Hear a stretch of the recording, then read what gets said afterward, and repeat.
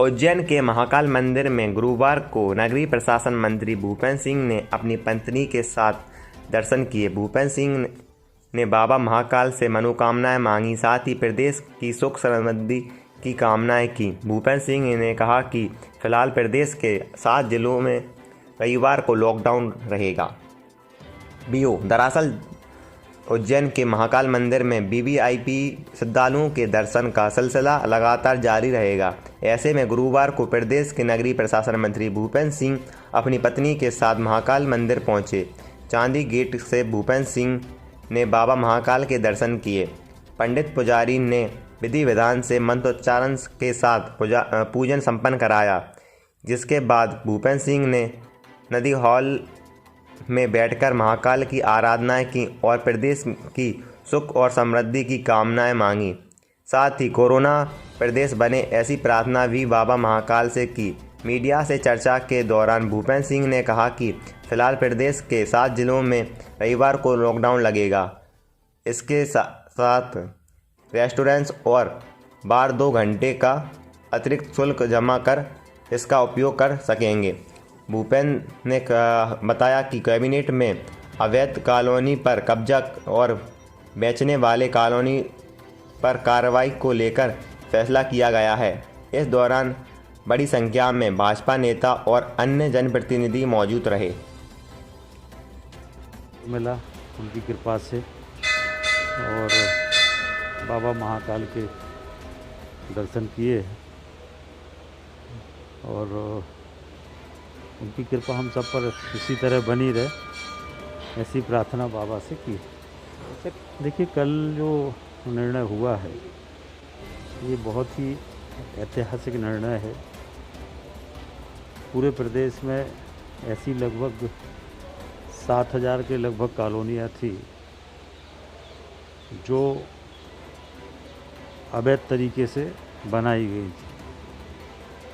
अब उसमें जो लोग रह रहे थे उनका तो कोई अपराध था नहीं, उनको मूलभूत सुविधाएं नहीं मिल पा रही थी, पानी की, लाइट की, रोड्स की, सीवर की, बाकी सारी सुविधाएं ये मिल नहीं पा रही थी।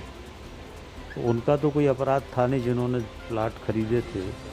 अपराध अगर किसी का था तो कॉलोनाइजर का अपराध था। इसलिए जो कॉलोनी में लोग रह रहे हैं उनको सभी मूलभूत सुविधाएं मिलें, वो व्यवस्था हम लोग नगरीय प्रशासन विभाग के माध्यम से करेंगे। दूसरा, जिन लोगों ने अवैध कॉलोनियाँ बनाई हैं उनके खिलाफ हम लोगों ने सज़ा के सख्त प्रावधान किए। 3 साल से लेकर 7 साल तक की सज़ा का प्रावधान हम लोगों ने किया है। दूसरा, उनकी जो संपत्ति है उस संपत्ति में से हम वसूली करेंगे। जितना भी वहाँ पर खर्चा आएगा उस कॉलोनी को बनाने में, अगर रोड नहीं बने हैं या पार्क बेच दिया है, जो भी वहाँ पर है, तो वो जो प्लाट बंधक रखते हैं कॉलोनी की, जब हम मान्यता देते हैं लीगल कॉलोनियों में, और जो इनलीगल कॉलोनी उनमें तो ऐसा कुछ होता नहीं। तो जो इस तरह की कॉलोनी है उनकी प्रॉपर्टी में से हम लोग, जो भी प्रॉपर्टी उनके नाम पर होगी, उस प्रॉपर्टी में से हम लोग वसूली करके, रिकवरी करके वो पैसा निकालेंगे और कॉलोनियों में सारी सुविधाएं जनता को मिलें, वो हम लोग करेंगे। अभी तक कानून में ये प्रावधान था कि दोनों को दोषी मानते थे। अब हम लोग जो जिसने प्लाट ख़रीदा है उसको दोषी नहीं मानेंगे, जिसने प्लाट बेचा है उसको दोषी मानेंगे। और कॉलोनी के जो बनाने के प्रावधान है उनमें काफ़ी हम लोगों ने नियम सख्त किए हैं और मुझे अब लगता है कि अवैध कॉलोनी बनाना कठिन होगा। दूसरा, पूरे प्रदेश में हम लोगों ने अवैध कॉलोनियों के विरुद्ध बड़े पैमाने पर FIR की है, कार्रवाई की है और उसके अनुसार उन पर कार्रवाई हो रही है और नए एक्ट में अब कोई अवैध कॉलोनी नहीं बना पाएगा। निश्चित रूप से देखिए, आप देख रहे हैं कि पूरे प्रदेश में माननीय मुख्यमंत्री जी के नेतृत्व में एक अभियान चलाया हुआ है।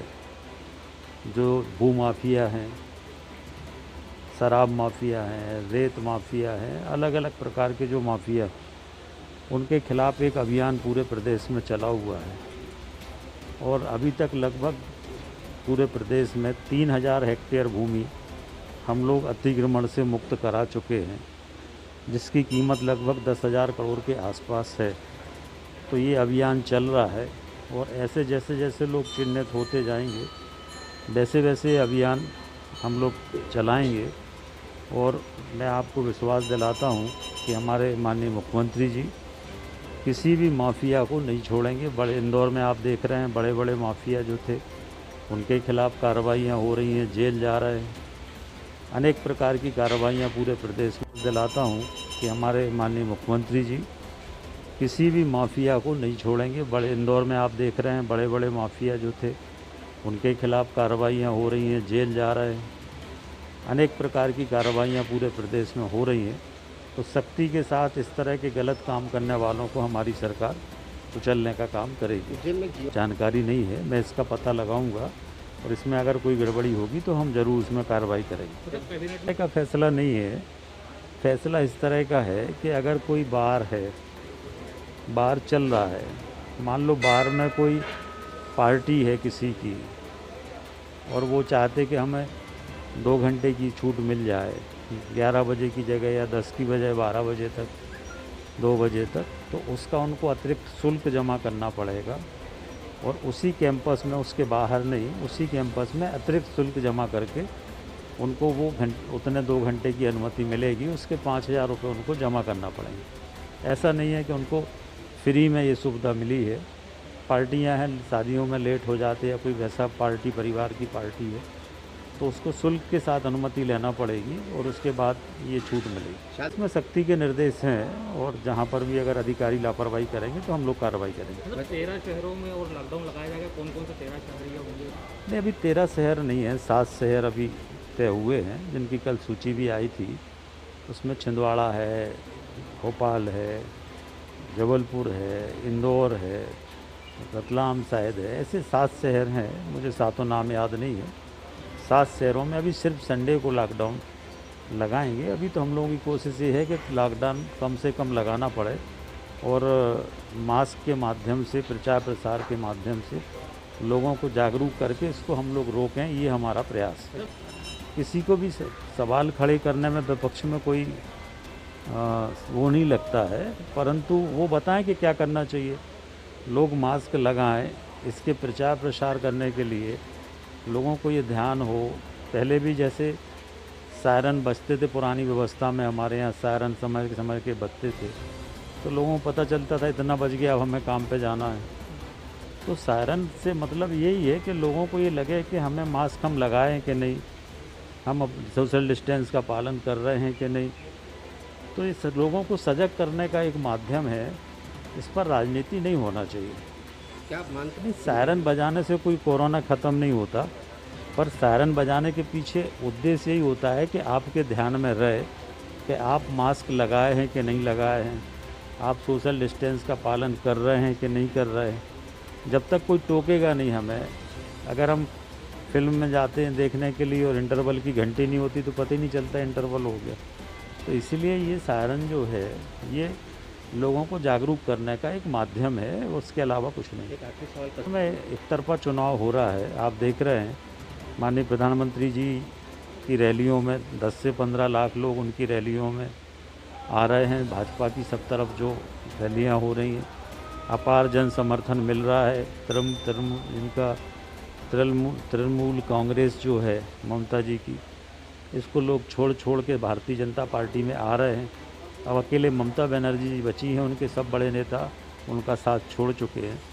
तो एक तरफा चुनाव पश्चिम बंगाल में हो रहा है। नहीं लगता कि कोरोना वहाँ दस्तक दे रहा है?